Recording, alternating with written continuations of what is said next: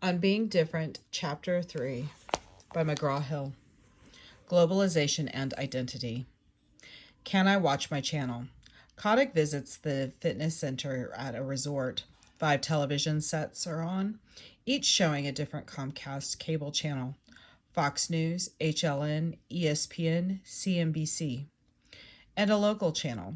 Kottack chooses a workout machine, gets earphones, and asks the nearest TV be changed from Fox News to the Comedy Channel, where he plans to watch The Daily Show with Jon Stewart and The Colbert Report. He is pleased that no one protests. Think about the range of programs available in that workout room and on cable and satellite TV more generally. The hundreds of choices available, what we choose to watch in public and private, says something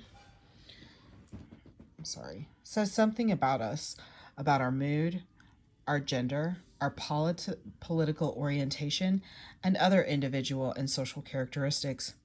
What kinds of people watch Fox News versus CNN or in MSNBC? Logo versus Spike? Sci-Fi versus the History Channel? What differences are there between our private and public choices? From World War II through the early 1960s, the United States was represented as one nation, indivisible, unquote. The phrase "under God" was added to the Pledge of Allegiance in 1954. America was seen as a melting pot, united by mass culture, abetted by the spread of television. The draft provided a common experience for millions of men who were called up for military service. With the exception of the separate but unequal schools of the South prior to desegregation, a fairly uniform public school system taught kids nationwide to read the same stories about Dick, Jane, and their pets. With a TV and novelty and just 2 or 3 networks available, Americans shared common programming, images, and information. Mondays at 9 p.m., everyone watched I Love Lucy. The most celebrated female extra-domestic laborer in 1953 was Lucy Ricardo, as she rushed to the hospital to give birth to little Ricky. On Sunday evenings, Ed Sullivan's show attracted mass audiences by headlining such decade-dominating celebrities as Elvis Presley and the Beatles. The not-so-desperate housewives of the 1950s watched their soap operas, then bought the laundry products that sponsored those shows. They washed their clothes in machines purchased in downtown department stores that offered a range of newly available mass-produced appliances. Today's United States is remarkably different from what it was 60 years ago. Contributing to the transformation have been national movements for civil rights and women's rights and against the Vietnam War, as well as various kinds of backlashes to such movements. Union and unity have yielded to dissension and diversity. The trend toward diversification rests on many factors: political mobilization and identity politics, see below, increased immigration and resistance to homogenization through mass media and education. One key development in North American culture since the 1970s, especially evident in the media, is a general shift from massification to segmentation. An increasingly differentiated society celebrates diversity. The mass media join the trend, measuring various demographics. The media aim their products and messages at particular segments rather than at an undifferentiated mass audience. Television, films, radio, music, magazines, and internet forums tend to gear their topic, formats, and styles to particular homogeneous segments of the popular, i.e., interest groups, affinity groups, or target audiences. In particular, cable and satellite TV, along with the remote control and recording devices, have helped direct television. The most important mass medium, away from the networks, cherished mass audiences and toward particular viewing segments. Only a few shows, such as American Idol and the Super Bowl, have managed to attract mass audiences that cross ethnic and regional boundaries, political parties, and socioeconomic classes, and that include all ages and both genders. A few televised events, such as the Academy Awards, the Summer Olympics, and the World Cup, continue to capture large international audiences. But in 1998, the final episode of Seinfeld, though it was hugely popular, could not rival the mass audience shares by the programs such as Roots, Lucy's childbirth episode, or the final episode of MASH. Cable and satellite permit special interest audiences to choose among hundreds of targeted channels. They specialize in music, country, pop, rock, Latin, or, quote, black entertainment, unquote, sports, news, financial weather and headline, comedy, science fiction, gossip, movies, commercial art, classics, cartoons, old TV sitcoms, Spanish language programming, gay and lesbian issues, nature, travel, adventure, history, biography, and home shopping. Something for everyone. Very little for everyone. E unibus plurum. Special interest audiences and groups are proliferating as part of a pattern of increasing specialization and diversification. A key factor or a key feature of contemporary lives. New technology has the capacity to tear all of us apart as it brings some of us together. The internet, especially Facebook and Twitter, fax machines, and satellite dishes work internationally to establish virtual communities and instantaneous contact. National boundaries are permeable. New units form. People participate in multiple social systems and play various roles depending on the situation. Cyberspace, the world navigable via the computer, is part of a larger high-tech communications environment, which may be called Advanced Information Technology, AIT. Other elements of this environment include computer hardware and software, modems, cell phones, digital subscriber lines, DSL, wireless transmitter and receivers, cable and satellite TV, and faxing capability. One of the key factors of AIT is its international scope. Along with modern transportation systems, AIT plays a key role in connecting people worldwide. Particular cyber groups, including websites, online forums, and email groups, can unite people from all over the world, share a common interest. Some groups are devoted to specific health concerns or political issues. Others focus on nations and their diasporic citizenries. They provide a common forum for scholars and others who are interested in a particular country, or for its citizens who have moved to various locale groups, with a narrow focus may be based on work cultures and other affinity groups of user participants. With common interest and or characteristics, Harvey 1996, they may link members of a single organization, branches of that organization, or similar professionals, e.g. ear, nose, and throat physicians, or ENTs, all over the world. Transecting groups create direct communication channels between groups that previously had or otherwise have trouble communicating, for instance, physicians and patients. Although AIT links the world access to its riches is unequal both within nations. The developing nations have poorer access than do North America, Western Europe, Japan, Australia, and New Zealand. Even within a developed country such as the United States or Canada, socioeconomic, demographic, and cultural factors affect access to and use cyberspace. There is privileged access to AIT by class, race, ethnicity, gender, education, profession, age, and family background. For example, young people tend to be more comfortable with AIT than older people are. Families with higher incomes tend to have better access to the whole range of high-tech items. Groups with more restricted access to AIT include minorities, the poor, older people, and residents of developing countries. Social scientists have studied ways in which AIT fosters new social constructions of reality and how computers help define notions of identity and the self. Virtual worlds such as video games and computer role-playing games are ways of extending oneself into various forms of cyber-social interaction. Escobar, 1994. People can manipulate their identities by choosing various handles. Their names in cyberspace, see Lang, 2003.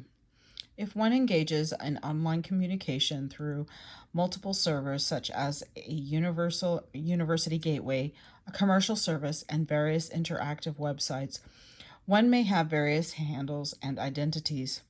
People manipulate, lie about their ages and genders, and create particular cyber fantasies. AIT can play a role in integrating physical communities, Kling, 1996, through such mechanisms as locally specific websites and email or cell phone blasts about weather, events, and other matters of local interest. An even more important role may involve facilitating communication among affinity groups, relatives, friends, and people with common identities, experiences, interests, and concerns. Ranging from work and business to ideology and politics, AIT is used on a daily basis for communication among co-workers and members of organizations. Its main role, however, seems to be to create and maintain links between physically dispersed people who have things and come to have more things in common. A new form of the old economic liberalism laid out in Adam Smith's famous capitalist manifesto, The Wealth of Nations, published in 1776. Soon after the start of the Industrial Revolution, Smith advocated laissez-faire economics as the basis of capitalism. The government should stay out of its nation's economic affairs. Free trade, Smith thought, was the best way for a country's economy to develop. There should be no restrictions on manufacturing, no barriers to commerce, and no tariffs. Such ideas were liberal in the sense of advocating no controls. Economic liberalism encouraged free enterprise and competition with the goal of generating profits. Note the difference between this meaning of liberal and the one that has been popularized on American talk radio, in which liberal is used usually as a derogatory term as the opposite of conservative. Ironically, Adam Smith's liberalism is today's capitalism, conservatism. Economic liberalism prevailed in the United States until President Franklin Roosevelt's New Deal during the 1930s. The Great Depression produced a turn of Keynesian economics which challenged liberalism. John Maynard Keynes, 1927-1936, insisted that full employment was necessary for capitalism to grow, that governments and central banks should intervene to increase employment, and that government should promote the common good, especially since the fall of communism, 1989 to 1991. There has been a revival of economic liberalism, now known as neoliberalism, which has been spreading globally around the world. Neoliberal policies have been imposed by powerful financial institutions such as the International Monetary Fund, IMF, the World Bank, and the Inter-American Development Bank, see Edelman and Hoggerard, 2004. In many developing countries, corruption in state-controlled industries has been an overwhelming problem, and free markets have been seen as a way out of that. Neoliberalism doesn't differ much from Adam Smith's original idea that government should not regulate private enterprise and market forces. Neoliberalism entails open tariff and barrier-free international trade and investment. Profits are sought through lowering of costs, whether through improving productivity, laying off workers, or seeking workers who accept lower wages. To obtain loans, the government of post-socialist and developing countries have been required to accept the neoliberal promise that deregulation leads to economic growth, which eventually will benefit everyone through a process sometimes called trickle down. Accompanying the belief in free markets and the idea of cutting costs is a tendency to impose austerity measures that cut government expenses. This means reduced public spending on education, healthcare, and other social services. Martinez and Garcia, throughout the world, neoliberal policies have promoted deregulation and privatization. The sale to private investors of state-owned enterprises such as banks, key industries, railroads, toll highways, utilities, schools, hospitals, and even fresh water. With its characteristics, capitalists focus on individualism. Neoliberalism places more emphasis on individual responsibility than on common good, unquote. The effects of neoliberal policies vary among countries. In some countries, social programs are negligible to begin with, and health care benefits go mainly to the elites. There has been significant opposition to the global imposition of neoliberalism, including regular protests at the meetings of the agencies promoting such policies. One of the largest protests took place in December 1999 in Seattle, which witnessed a massive and violent demonstration against the WTO, which was meeting there. Protesters continued to show their disapproval of the policies of international agencies such as the WTO, the IMF, and the World Bank.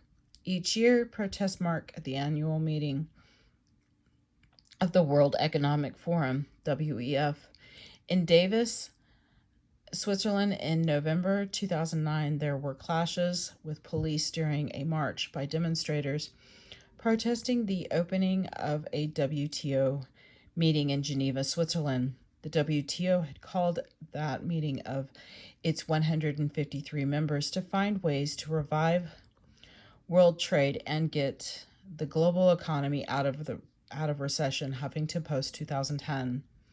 Prominent among anti-globalization protesters have been trade union members, environmentalists, anti-capitalists, and anarchists. WT opponents claim that the agreements it produces foster the growth of wealth among corporations at the expense of farmers, workers, and others at the low end of the economy.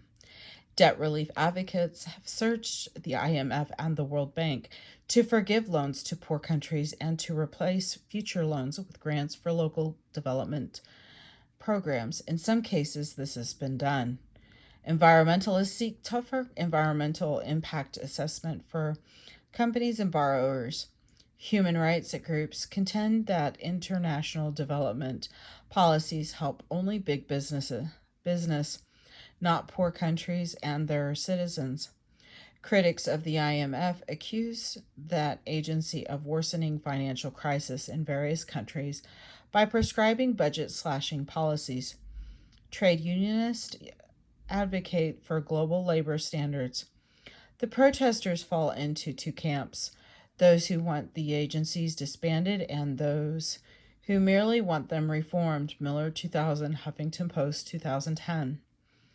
The anti-globalists agree that governments and international institutions put the interests of big companies ahead of those of the public on poverty reduction, the environment, human rights, and jobs. Hay 2001.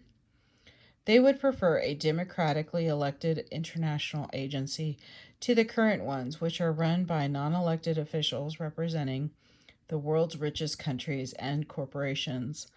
IMF, World Bank, and G8 officials respond by saying that progress and reform through slow or are occurring. Multi-locality and the media. Sorry about that. We have seen the globalization describes the accelerating links between countries and people in the world system, connected economically, politically, and by modern media and transportation. More and more people live multi-local and transnational rather than territorially confined country-based lives.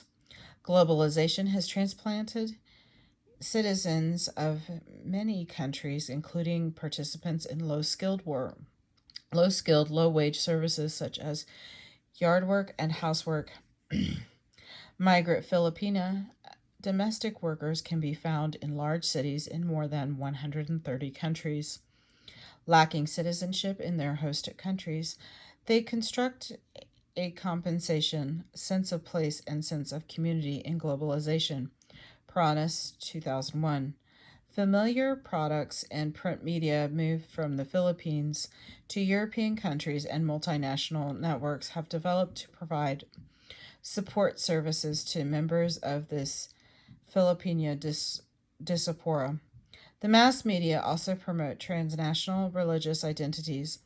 Muslim identity, for instance, has been abetted by televised coverage of military actions by the United States and other countries in Islamic nations, including Kuwait, Iraq, and Afghanistan.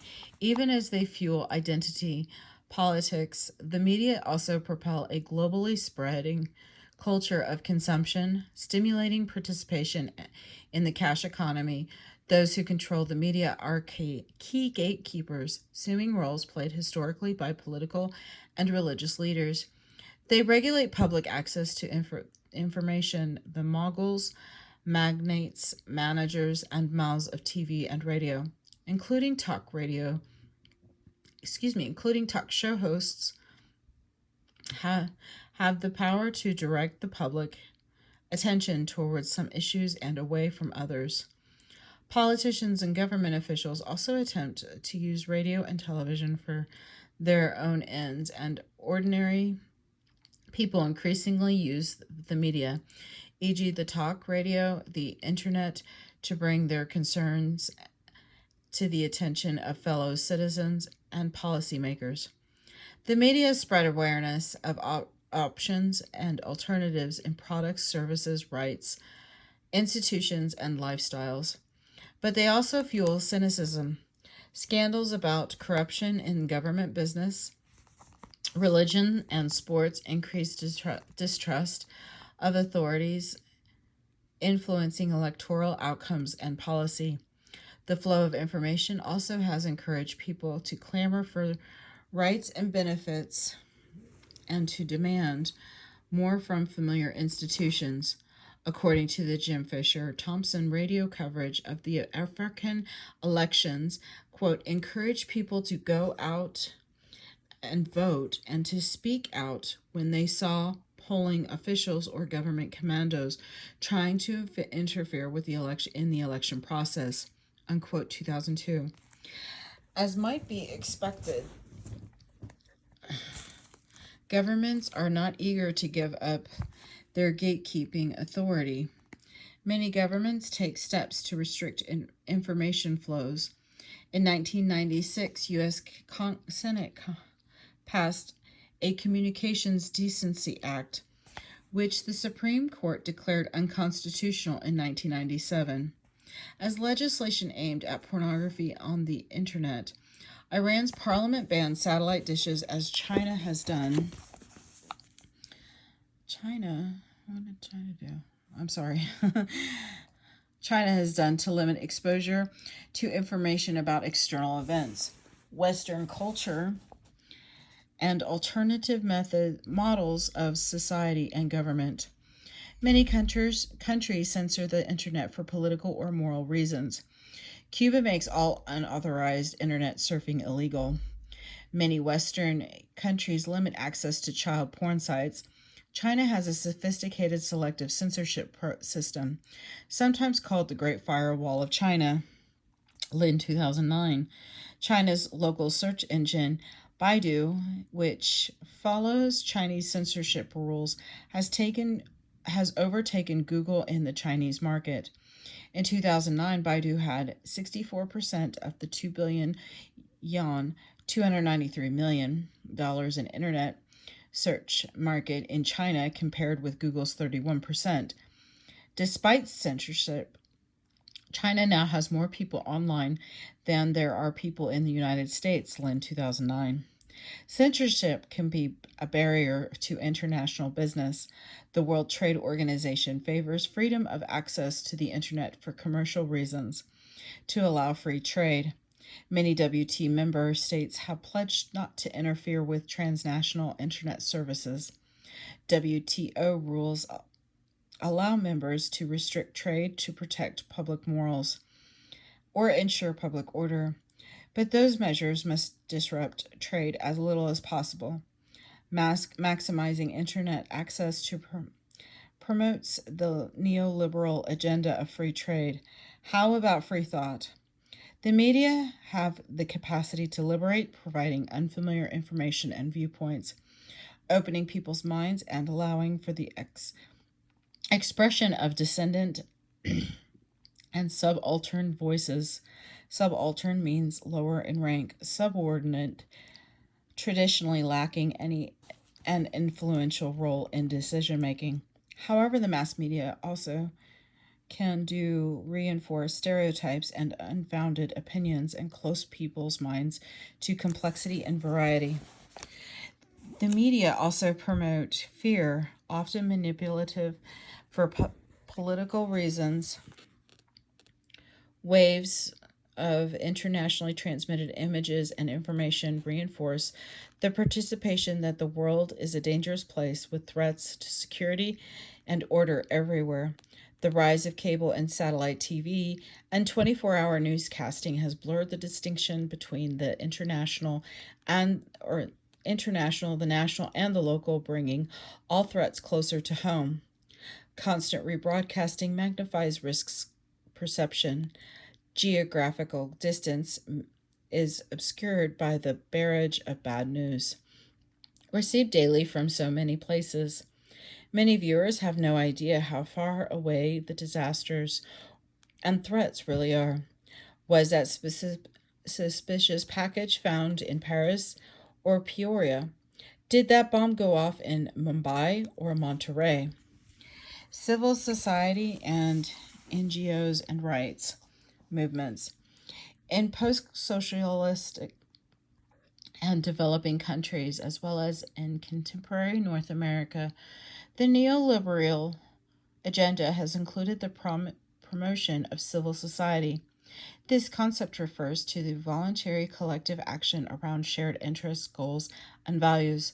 Civil society encompasses such organizations as non-governmental organizations, the NGOs, registered charities, community groups, women's organizations, faith-based and professional groups, trade unions, self-help groups, social movements, business association coalitions, and advocacy groups. In theory, civil society is distinct from the state, family, and market. In practice, those boundaries are often complex, blurred, and negotiated. London School of Economics, 2004. Currently, the allocation of aid to many developing countries challenges their governments by increasing the share of funds given to NGOs, which have gained prominence as social change enablers. NGOs often question government authority at various levels, sometimes malignantly. Activities once performed by government are increasingly handled by NGOs, private voluntary organizations, PVOs, such as charities and grassroots organizations, GROs. Also challenging existing nation states are the rights movements, human, cultural, animal, which have emerged within the arena of identity politics. Minority groups demand certain rights. Larger politics movements take up the cause, and media pressure can become intense. The idea of human rights challenges the nation state by invoking a realm of justice and morality beyond and superior to particular countries, cultures, and religions. Human rights usually are seen as vested in individuals. They would include the rights to speak freely, to hold religious beliefs without persecution, and to be not to be enslaved or imprisoned without charge. The human rights movement condemns state perpetuated injustices. Such rights are not ordinary laws, which particular government make and enforce. Rather, human rights are seen as inalienable. Countries cannot abridge or terminate them. And metacultural, larger than and superior to individual countries and cultures. The doctrine of human rights challenges the state by appeal to a level above and beyond it. Cultural rights apply to units within the state. Cultural rights are vested not in individuals but in identifiable groups, such as religious and ethnic minorities and indigenous peoples. Cultural rights include a group's ability to preserve its culture, to raise its children in the ways of its forebears, to continue its language, and to not be deprived of its economic base by the country in which it is located. Greaves, 1995, page 3.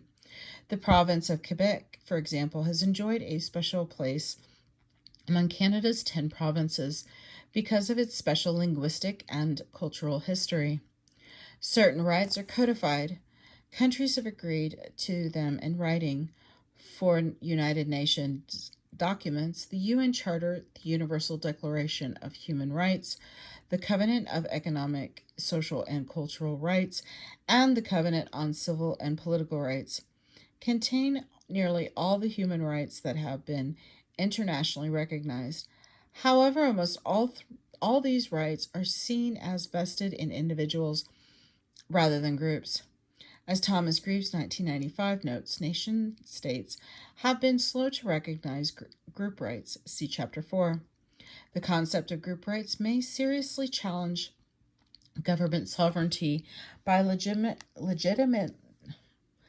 legitimating fundamental loyalties to segments within the state, thus undermining the state's hegemony. Many countries have signed pacts endorsing for cultural minorities in nation states such group rights as self-determination, some degree of home rule, and the right to practice the group's religion, culture, and language. Greaves, 1995, points out that because cultural rights are mainly uncodified, their realization must rely on the same mechanisms that create them: pressure, publicity, and politics. Such rights have been pushed by a wave of political assertiveness throughout the world. We will see American manifestations of this process in Chapter 4. The media, NGOs, tribal associations, and other collectives play a prominent part in the rights movement. The push for human rights has been fairly peaceful, working through the law and established political channels in the Western Hemisphere. However, the battle to promote minority interests has been much more disruptive, involving warfare, ethnic conflict, separatism, and genocide in Eastern Europe and Africa. The notion of indigenous intellectual property rights, IPR, has risen in an attempt to conserve each society's cultural base. Its core beliefs and principles, IPR is claimed as a group right. A cultural right is allowing indigenous groups to control who may know and use their collective knowledge and its applications. Much cultural knowledge.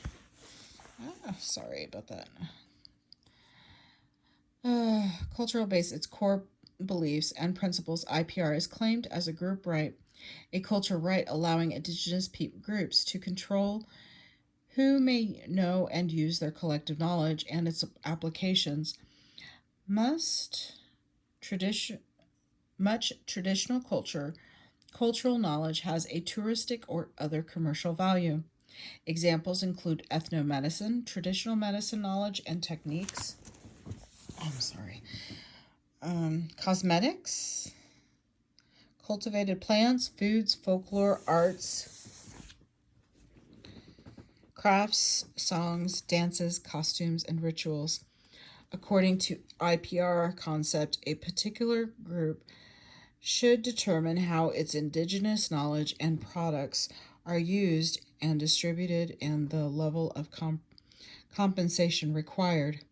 Indigenous peoples, such as the Inuit of Canada, increasingly fight for increased cultural autonomy.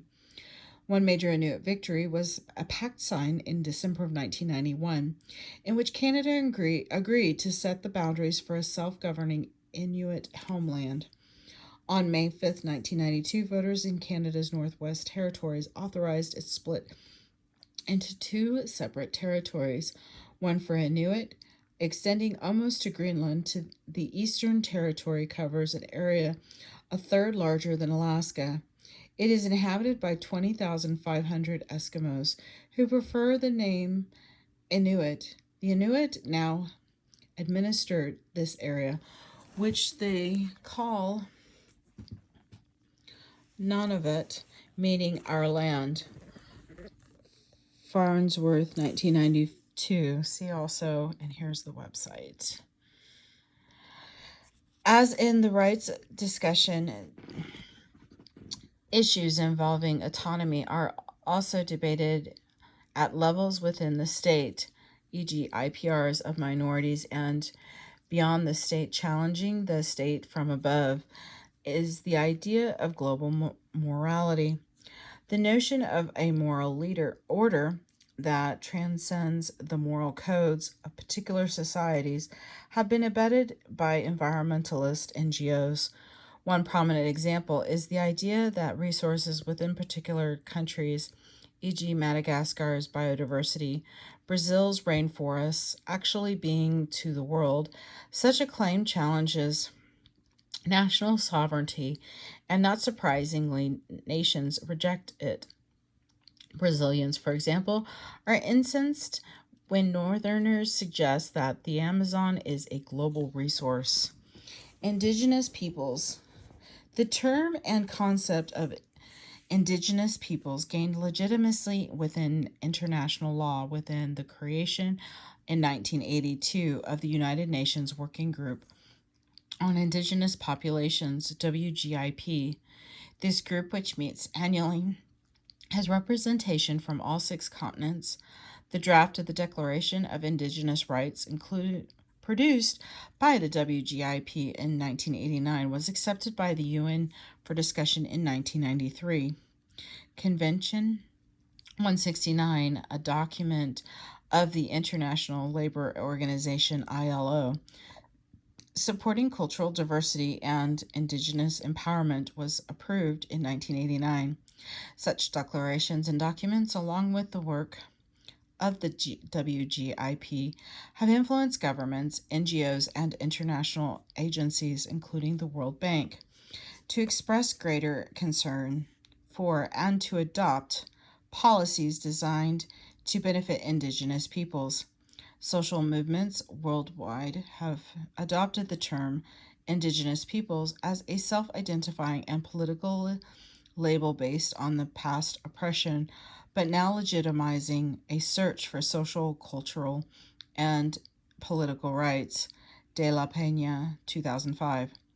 In Spanish-speaking Latin America, social scientists and politicians favor the term indigenia, indigenous person, over indio, Indian, the colonial term that the Spanish and Portuguese conquerors used to refer to the native inhabitants of the Americas. With the national independence movements that ended Latin America colonialism in the 19th century, the situation of indigenous people did not necessarily improve. For the white and the mestizo mixed elites of the new countries, indios and their lifestyles were perceived as alien to European civilization. But Indians, also seen as redeemable by intellectuals who argued for social policies to improve their welfare. De La Peña, 2005. Until the mid to late 1980s, Latin American public discourse and state policies emphasized assimilation and discouraged indigenous identification and mobilization. Indians were associated with a romanticized past but marginalized in the present, except for museum, tourism, and folkloric events. Argentina's Indians were all but invisible. Indigenous Bolivians and Peruvians were encouraged to self-identify as campesinos, peasants. The past 30 years have seen a dramatic shift. The emphasis has shifted from biological and cultural assimilation, mestizaje, to identify identities that value difference.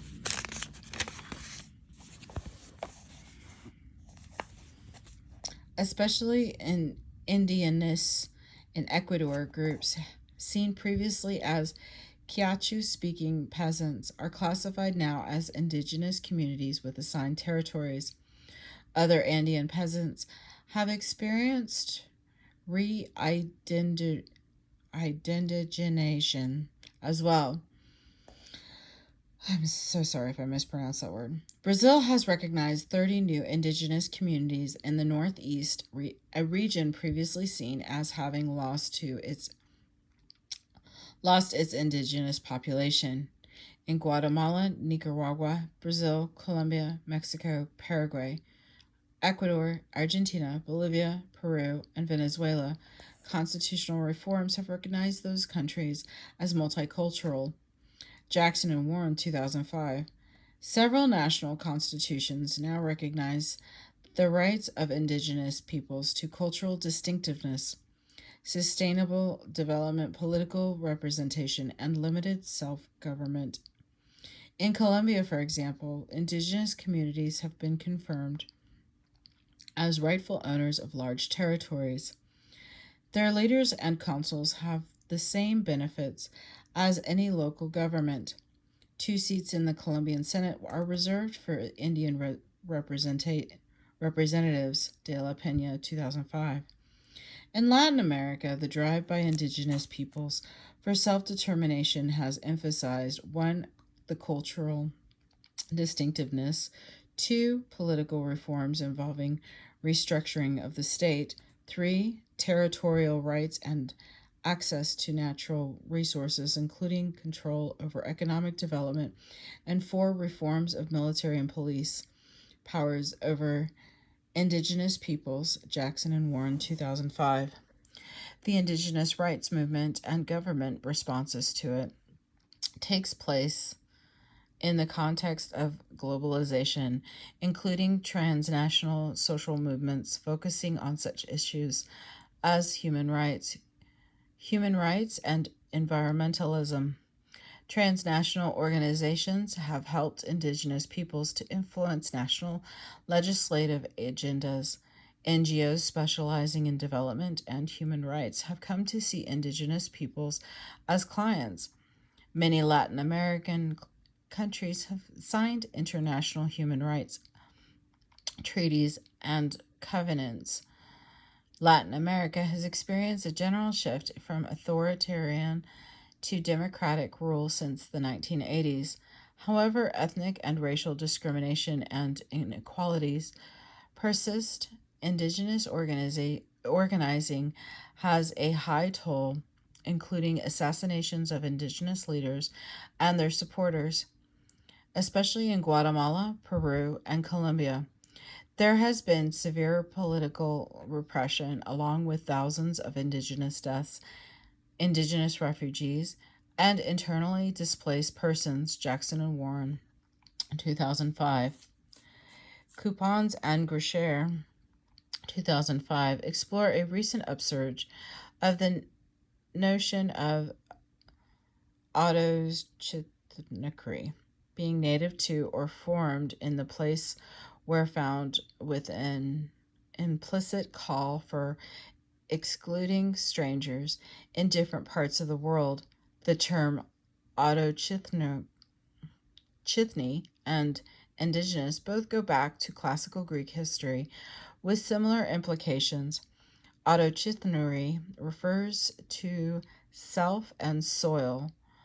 Indigenous literally means born inside, with the connotation in classical Greek of being born inside the house. Both notions stress the need to safeguard ancestral lands, patrimony from strangers, along with the rights of first comers to special rights and protection versus later immigrants, legal or illegal. Kupians and Grusher, 2005. During the 1990s, autochthony became an issue in many parts of Africa, inspiring violent efforts to exclude strangers, especially in Francophone, French-speaking areas, but spilling over into Anglophone, English-speaking countries as well. Simultaneously, autochthony became a key notion in debates about immigration and multiculturalism in Europe. Unlike indigenous peoples, the label autochthon has been claimed by a majority groups in Europe. This term highlights the prominence and the exclusion of strangers has assumed in day-to-day politics worldwide. Kupins and Grusher, 2005. One familiar example is the United States as represented in discourse over legal immigration. Identity in indigenous politics. Essentialism describes an inaccurate view of identities as established, real and frozen to hide the historical processes and politics within which the identity or identities developed. Identities are not fixed, rather they are fluid, and multiple people seize on particular, sometimes competing self-labels and identities. Some Peruvian groups, for instance, self-identity as mestizos, but still see themselves as indigenous. Identity is a fluid, dynamic process, and there are multiple ways of being indigenous. Neither speaking an indigenous language nor wearing native clothing is required. Identities are asserting at particular times and places by particular individuals and groups. And after various kinds of negotiations, indigenous identity coexists with and must be managed in the context of other identity components, including religion, race, and gender. Identities always must be seen as one, potentially plural, two, emerging through a specific process, and three, ways of being someone or something in particular times and places. Jackson and Warren, 2005. Diasporas and Post-Modernity. Operati characterizes today's world as translocal interactive system that is strikingly new. 1990, page 1. Millions of people are on the move as refugees, migrants, tourists, terrorists, pilgrims, proselytes. I can't pronounce some of these words today, guys. Sorry. Proselytizers, laborers, business people, development workers, employees of NGOs, soldiers, sports figures, and media-born images. So significant a process is transnational migration that many Mexican villagers find their most important kin and friends are as likely to be living hundreds or thousands of miles away as immediately around them. Ruse, 1991, page 9. Yet we have seen that many migrants lead multi-local lives as they regularly phone, email, or visit their native communities, send back cash, or watch ethnic TV. In North America, Dominicans in New York City, for example, have been described as living between two islands, Manhattan and Santo Domingo. Grosmick and Pissar, 1991. Many Dominicans, like migrants from other countries, migrate to the United States, temporarily seeking cash to transform their lifestyles when they return to their homelands. With so many people in motion, the unit of anthropological study expands from local community to the diaspora, the offspring of an area who have spread to many lands. Post-modernity describes our time and situation. Today's world in flux, with people on the move who have learned to manage multiple identities depending on place and context. In its most general sense, postmodern refers to the blurring and breakdown of establishing canons, rules or standards, categories, distinctions, and boundaries. The word is taken from postmodernism, a style and movement in architecture that succeeded modernism. Beginning in the 1970s, postmodern architecture rejected the rules, geometric order, and the austerity of modernism. Modernist buildings were expected to have a clear and functional design. Postmodern design is messier and more playful. It draws on a diversity of styles from different times and places, including popular, ethnic, and non-Western cultures. Postmodernism extends value well beyond classic, elite, and Western cultural forms. Postmodern is now used to describe comparable developments in music, literature, and visual art. From this origin, postmodernity describes a world in which standards, contrasts, groups, boundaries, and identities are opening up, reaching out, and breaking down. Agency. As we discussed in Chapter 2, any cultural product can be considered as a text because individuals read, that is, consume and process text differently. The meaning you derive or manufacture from the text often differs from what its creator intended. The reading or meaning that the creators intended, or the one that the elites consider to be the right meaning, can be called hegemonic reading. The active role that individuals play in interpreting, using, making, and remarking culture is called agency. Illustrating agency readers constantly produce their own meaning, some of which may resist or oppose the hegemonic meaning of the text. Sometimes readers focus on the anti-hegemonic aspects of a text. Enslaved people in the in the American South did this with reference to the Bible when they preferred the biblical story of Moses and deliverance to the hegemonic lessons of patience and obedience their masters taught them, e.g., the book of Job. In his book, Understanding Popular Culture, 1989, John Fiske argues that each individual's use of popular culture is a creative act, an original reading of a text. For example, Glee, Lady Gaga, the World Cup, the Super Bowl, or Avatar mean something different to each of their fans. As Fiske puts it, the meanings I make from a text are pleasurable when I feel that they are my meanings and that they relate to my everyday life in a practical, direct way. 1989, page 57. All of us creatively read magazines, books, music, television, films, celebrities, politicians, and other pop culture products. Also illustrating agency, individuals manipulate ideas and images to express resistance. Popular culture also allows people to oppose symbolically at least the unequal power relations they face each day.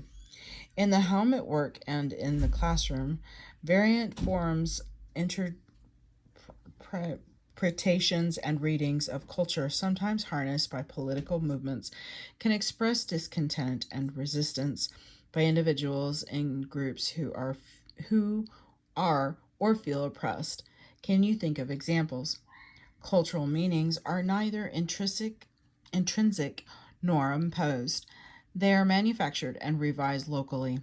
People assign their own meanings and value to the text messages, ideologies, and products they receive. Those meanings are influenced by their cultural backgrounds and experiences, but as we have seen, individuals and groups within a society also vary in their interpretations, actions, and reactions. When external forces enter a society, they are indigenized, modified to fit the local culture. This is true of cultural forces as different as fast food, music, housing styles, science, terrorism, celebrations, and political ideas, and institutions. Alpadori, 1990. For example, Michael's 1986 found the film Rambo to be popular among Aborigines in the deserts of Central Australia. They had manufactured their own set of meanings from the film, but their reading was very different from the one in the minds of the movie creators. The native Australians saw Rambo as a representative of oppressed minorities battling the white officer class. This reading expressed their negative feeling about white paternalism and existing race relations. The native Australians also imagined that there were tribal ties and kin links between Rambo and the prisoners he was rescuing. All this made sense to them based on their experience. Native Australians were disproportionately represented in their country's jails, and their most likely liberator would be someone with a personal kin link to them. These readings of Rambo were relevant meanings produced from the text, not by it. Fisk, 1989. Some social commentators see contemporary flows of people, technology, finance, information, and ideology as a cultural imperialist steamroller. This view overlooks the role of agency, the selective synthesizing activities of human beings as they deal with cultural forces, images, and messages, and as they mobilize against perceived injustices. Having examined cultural creation and exchange in their global context, we are ready to focus specifically on cultural unity and diversity and agency in contemporary North America. This is the end of chapter 3. Thank you.